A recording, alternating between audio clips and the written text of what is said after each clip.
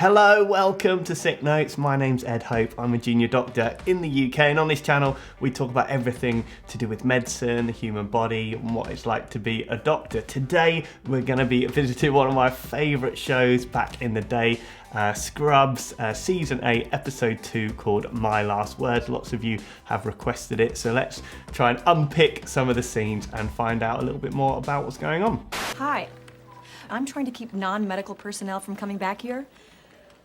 I'm the chief of medicine. I'm the chief of slag smacking, so I'd keep moving if I were you. Not a good way to speak to a chief of medicine. Nice little cameo from Courtney Cox there. This kind of not having a computer available definitely happens. You know, we've moved away from paper notes. All the records tend to be on computers, and sometimes, you know, they're all being used at a certain time, which can be a little bit annoying, particularly when you're in a rush and trying to do something urgently. What's also, I find, a bit of a sort of bugbear is when someone's working, you know, in front of a computer, but not actually using the computer. I'm always like, can you just move up a little bit so I can do some work? She was an odd combination of super friendly Hey, you rock star! and soulless. This guy's insurance only covers 3 days of ICU care, so we gotta get him out of here today, okay? And you know what?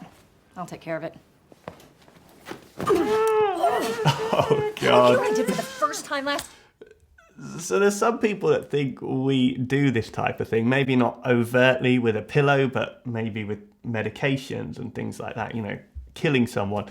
We don't. There's some parts of the world you can legally determine your own right to death, what we call euthanasia in certain circumstances. But in the UK, that's illegal, and there's, you know, strict rules in how we manage people end of life care that are often confused by the public. So there's nothing that we do ever resembles this kind of thing in hospital. So euthanasia being like a legal thing wouldn't happen anything like this either. So this is definitely a macabre cliche that I've seen in a few things, but in no way resembles real life. Not great with your patients. Watch Ed. See, he develops a rapport. Now I know Ed's not perfect. Matrix, all 3 movies, one house. You in? Sure. Sorry, no room. Aziz Ansari's in this one. We've got all the celebrities, and he's recommended all 3 Matrix movies. Mate, I am in. You seen the new administrative assistant? For some reason, whenever I see a pretty girl for the first time, I always imagine her hair blowing in slow-mo.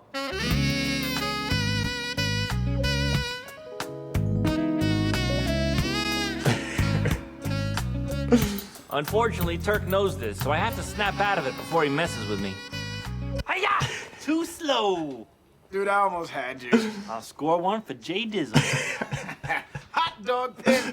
Count it, honky face. Listen, you shouldn't be wasting your calories on hot dogs anyway. Hot dog pen. That's not a thing. Tonight, we're gonna eat it. Excuse right. me, doctors? What is your problem, lady? Listen to me. We let you do your thing. Interrupt. All right, calm Don't down, calm down. We'll finish in the bathroom at the restaurant. I'm so sorry. Could one of you change the IV in 103?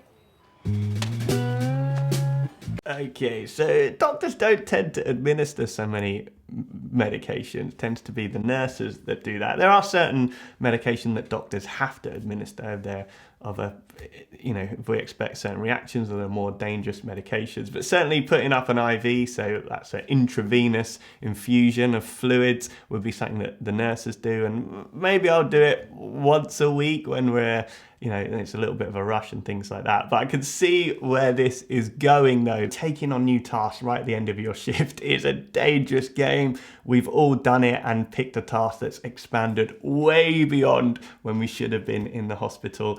A task like this though, putting up IV fluids, you know, it's kind of a fixed task, so it's something you probably should do if you've got time at the end of your shift. Although if it's something like assessing a patient for fluids, that's something very different and can take a long amount of time, because, you know, you've got to look at the patient's vital signs. You've got to do a hydration status, so do a short examination of the patient, work out how much they're drinking and how much they're peeing out, and also have a look at their notes and their blood results to look at their renal function as well. So quite a lot of stuff, and that could take a long amount of time, particularly if you know, can't find the notes or there's someone sitting at the computer. So these are the tasks that you'd probably want to hand over. The only thing that would make it any better is if it was being hooked up by that Foxy little dish over there.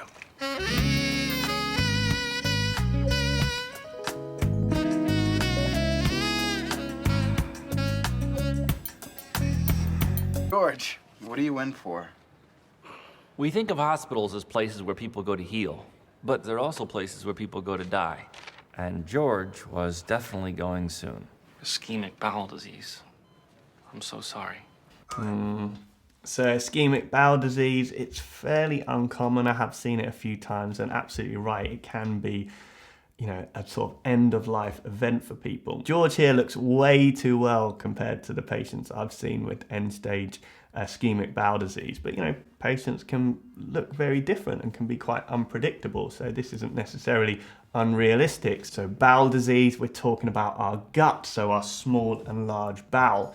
Ischemia is a term we use when our tissue or organ is deprived blood supply. Now this can be a spectrum like lots of things in medicine. So if there's just a narrowing of the blood supply to the bowel, say for example some cholesterol buildup within the blood vessel, then this will cause like an ischemic picture, maybe pain as the bowel's trying to work but it's not got enough blood supply, but might not necessarily cause death of the tissue.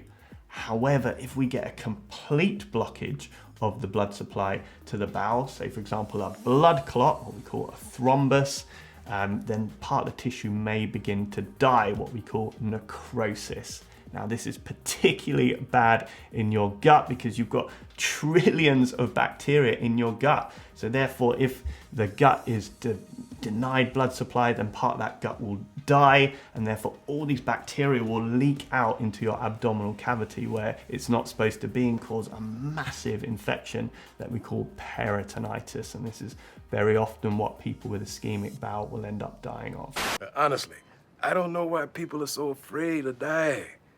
Tell me about it. When you're around death as much as we are, you kind of lose your fear of it. It's one of the benefits of working here. Nope. Certainly that's not what I found. I'd kill for a cigar. You know, I'm dying and I'm not allowed to have a cigar. What do the nurses think's gonna happen? They're probably thinking you could accidentally ignite that oxygen tank and it would blow up the whole ICU, pretty much killing everybody here. Yep, smoking, naked flames and oxygen tanks, 100% accurate. Although in my experience, patients in the intensive care unit or patients kind of end of life, lots of the normal rules can go out the window for their kind of comfort. Obviously this one about smoking around oxygen wouldn't, because you could blow up the whole hospital. But in the hospice I worked at before, we had a smoking room, even though smoking inside in the UK is illegal. And from being on ITU before, I've seen patients who've been allowed Domino's pizzas in, or even a little bit of alcohol as well prescribed on their drug chart to, you know, make them feel more at home. Who behaves that way at a mini-mart? I'm sorry, Turk, but when I put that single beer down on the counter and the 18-year-old checkout kid is like, oh, big night, it just pissed me off, you know? I mean, who is he to judge us? He needs to know we're not two lamos with nothing going on. So that's why you bought the box of condoms and the flare gun. Exactly. Now, whenever he thinks of us, he'll picture us splitting a beer, sexing up the ladies, and shooting off flares, you know, like men do. That's it. That's what us men do. Beers, condoms, flares. That's just a Wednesday. You gotta do my hair. I already know how to do your hair. It's not an afro, Turk. You can't just pick it. Oh, man. Did you just make a noise, George? Come on, George. Talk to us. I'll tell you one thing. I sure didn't think I'd go like this. You know, obviously George is talking about being around like bickering doctors, but you know what? This is a common thing I've seen when people face the reality of their life ending. No one expects or kind of imagines what it's going to be like at the end, and when they're there, this is a really common feeling that they're talking about here. I guess the truth is that none of us have a picture in our mind of exactly what it's going to be like, or if we do, it rarely will end up like that. Particularly the young people I saw when they maybe knew that they had some life-limiting condition, but when it came down to it in the last sort of few days, the reality was kind of too much for them. They maybe wanted to abscond or They wanted to, threatening to commit suicide because they wanted some kind of control and they didn't want the next few days to happen. And then you get other people that maybe want to be at home, but circumstances change, their symptoms are in a position where it's going to be more difficult for them to be at home. So things like this is a common emotion for people to have, that they didn't imagine it like this. And these things very rarely have a script. He already has our first day and haven't planned out. We'll start with a dip in the milkshake pool. Then we'll work our way over to the cloud where beautiful women spend quality time with one another. In a special way. Like a lesbian cloud? Not like a lesbian cloud, George. An actual cloud full of lesbians. Finally, George only had one fear left to tackle. At the end, is it gonna hurt? A poignant question, and one that I've had a lot. Is it going to hurt?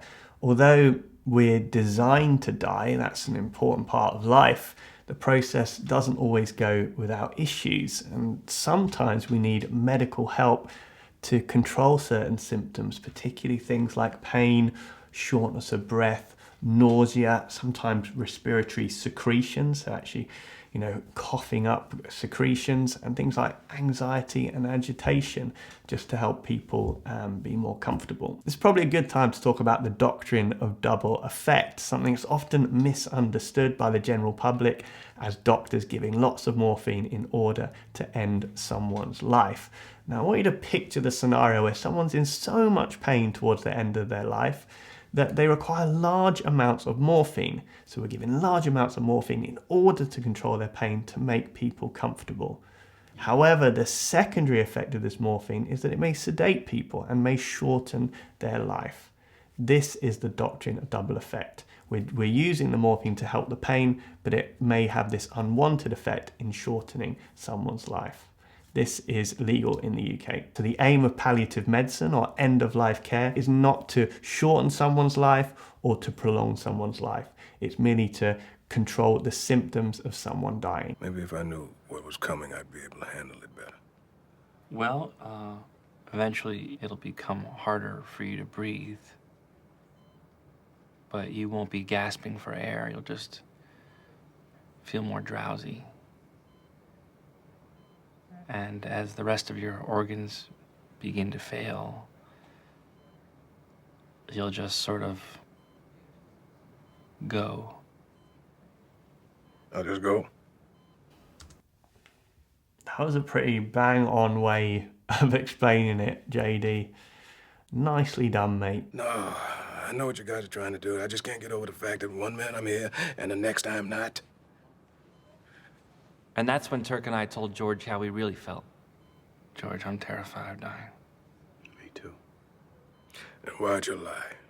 We fight death for a living every single day. We can't let it know we're afraid of it, or it'll kick our ass. There we are. Everybody's scared. Yes, I said this earlier. We are all terrified of death. Working alongside it does not help at all. I would also add that death isn't the worst thing in life. Sometimes it's the right time for the patient. It ends the struggle, it ends the suffering. And in those circumstances, it's not the job of the doctor to prolong life by any means. It's just about being there, facing it with the patient as much as you can, and being there for the patient and their family and friends. I would just hope that my last thought was a good one. That's it? That's it. You thought that was deep? That wasn't deep. Oh, I'm over here dying. That's all you can come up with.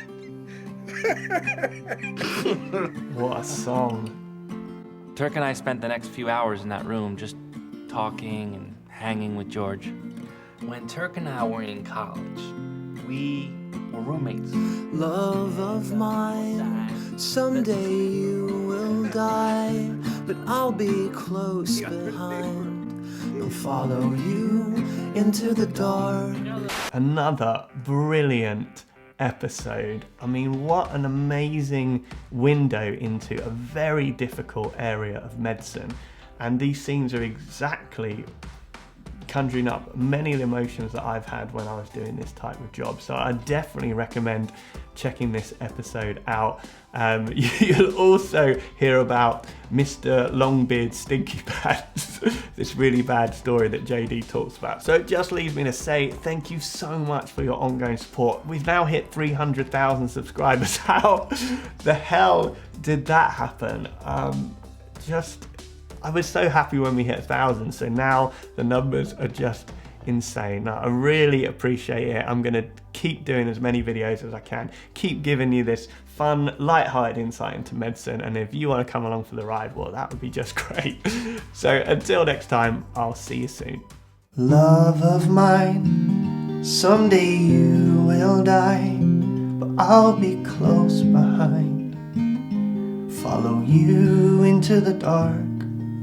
No blinding light or tunnels to gates are wide, just our hands clasped so tight, waiting for the hint of a spark.